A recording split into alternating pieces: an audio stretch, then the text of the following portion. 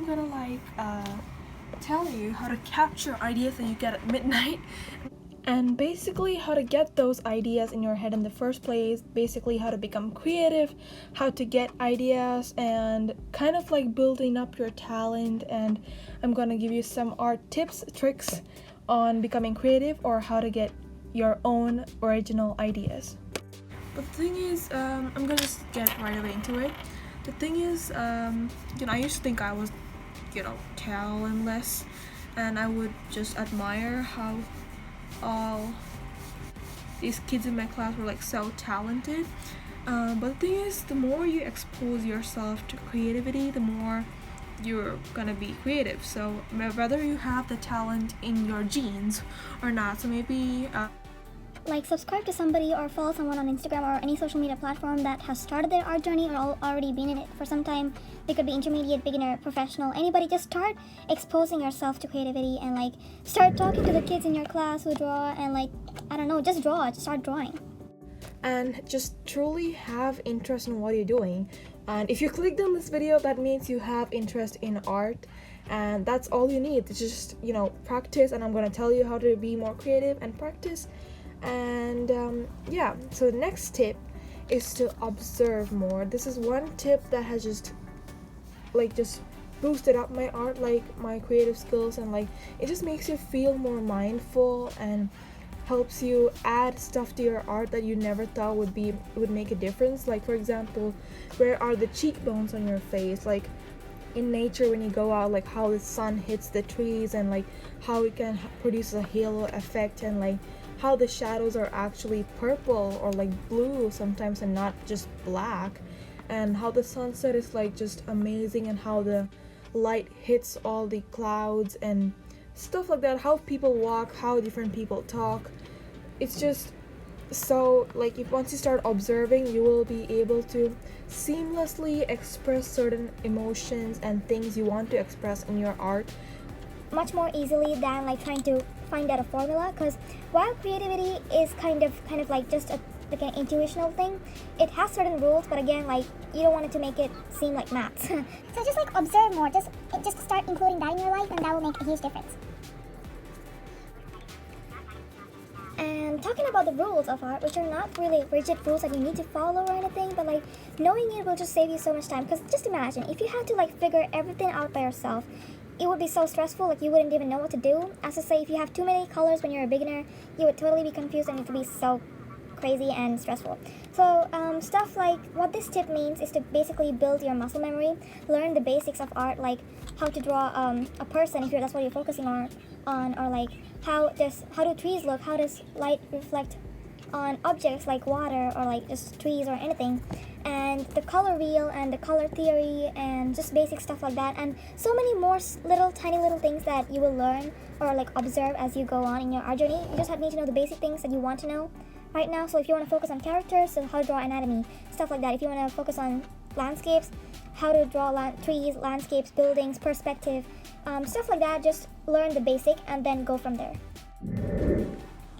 Hey guys, welcome back. So today we're gonna just continue what we were doing.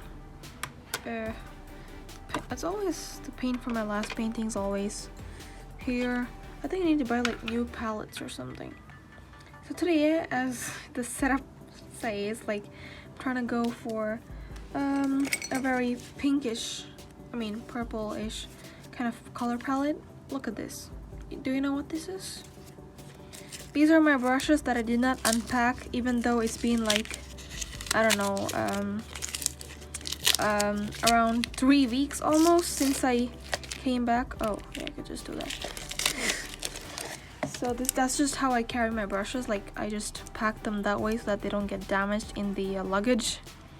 Just, a pack and hack in case you're traveling somewhere in time now. Just gonna take these two because I'm not so sure about this one. But this is my go-to brush because this is it's the body's really thick and the tip's really thin. So it's kind of, you can have this brush adjust to almost anything you want. It's very thin lines to thick strokes. Okay, I need to clear this stuff. Now, another tip is to express your emotions through art. Like, now when you're a beginner, you might not exactly have a perfect image in your head, but like just try to do like, what does feeling sad look like? What is the feeling of happiness? What do I think of when I'm happy? Like, what do I want to draw? And listening to music that that's like similar to the feeling you're experiencing. So if you're listening to sad music where you're feeling sad and trying to draw something, I think you will be able to come up with something that's more better than something that you would draw when you were not blasting on the music. So that's a tip. And this tip is also something that will help you just like enjoy art and like do it for yourself, than feel like you're just drawing whatever and something that is not even related to you. It will help you feel connected to art more than you think. So yeah, draw your emotions and how you feel and your daily experiences, whatever. And the next tip is to really, expand your imagination and like exercise those creative brain muscles by like, kind of giving yourself stuff to imagine about. For example, you can search up art prompts and stuff to draw, and prompts on the internet. Just follow those prompts like mermaid, inktober, so many prompts are there. Start doing those, start imagining. Just start imagining stuff even more, like what would happen to the character in the story, at the end, that incomplete story that you had in your English textbook. What would be the rest of the story? Or like, turn the poem in your English textbook into an illustration or a painting. All this stuff is gonna just really expand your imagination, like really gonna improve your creative skills. And you might just have to put in a little bit more effort in the beginning. Like, it might seem a little hard in the beginning, but it'll soon come naturally to you with practice and with exposing yourself more to it. Now, this next tip, unlike the last two tips, is a little bit more practical, and while it does enhance your creativity and like gives you more ideas, it's more of like in an indirect way in a sense, and it's also going to help you with your real life art skills. And this tip is to just learn from the masters and learn their techniques. Just observe it. This comes back to that observing tip again. Just observe at their techniques. Like, even if you are an acrylic or a watercolor artist and you see a digital artist and their art looks amazing, and you like a special look on their subject, or like you love how their character looks, or a certain effect, or like how the impressionism looks on the landscape, try to replicate that technique. Think how they would have done it and try to do that with your artwork, and like try to bring that into your medium. So if you saw that in an acrylic painting, doesn't matter, just try it out in a way that translates into watercolor. Or if you saw that in a digital painting, try to see how that would work out in watercolor. That's what I do like a lot, and that has really just boosted my art like anything, and has made me discover stuff that I thought I would never be able to do. And next up is to just really become like a child, have that childlike curiosity. Do you remember those days when we would just like take those crayons or like color pencils lying around and just touch it onto the paper, and we would create something? We would be so happy with it. Why? Because we didn't really put such rigid rules or like pressure on ourselves, and didn't really keep some big expectation in our head, and did not plan out everything, and like, just stress out on it. We would just do it, just do it, and have fun with it, and trust the process. Yes, now that's the actual thing. This is a huge step, because especially when you're creating something and painting and stuff like that, it always has the ugly stages. Especially in this painting that I was doing right now, it didn't look that great in the beginning, and it doesn't look extremely great right now either. It's going through its ugly stages, and it won't look the best right now, and you cannot judge it before it becomes a painting. Yeah, just trust the process, and bring back the childlike curiosity in you. Just experiment, have fun. Do not forget to have fun, otherwise you'll get burned out. And trust the process. That is just it. And if it doesn't work out at the end result, it doesn't matter. You can always do something new the next day or whenever you can. And that's just the mindset you gotta have.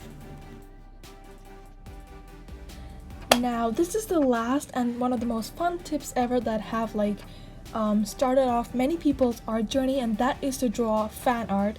And draw, like, if you like My Little Pony, draw that, or like turn them into human beings or something like that. Making fan art and like will help you learn colors and coloring and drawing, and will help you enjoy it and learn it without even like really putting so much effort into it. And that's also so much fun. Like, if you draw it correctly, or just even drawing it will like give you so much joy. and that will really help you draw more and get attached to it. So yeah, I hope you guys enjoyed the 10 tips I gave you. I explained it well and like gave you tips on the 10 tips, and I hope you like this drawing that I made. It's a little different from what I do usually, but I love the pink color palette that I was going for. That was basically what I was going for, and the patterns were last minute stuff, but I totally love the way it turned out. I hope you liked it too, and I hope you guys enjoyed this video.